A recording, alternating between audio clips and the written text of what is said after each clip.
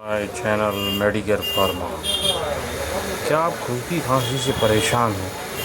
सर्दी खांसी बलगम हो रहा है, आपको लग रहा है कि खांसी आपकी नहीं है, तो सारी समस्याओं का समाधान आ रहा है ये सिरप में।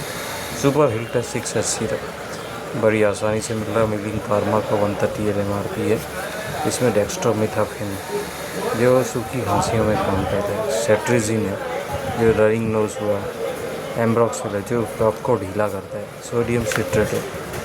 तो अलग अलग मात्राओं में पाया जा रहा है इसमें। डेक्स्ट्रोमिथाफिन जो 15 mg का है, सेट्रिजिन 5 mg में, फिनाइलएल्फिन 8 mg में, एम्ब्रोक्सिल है।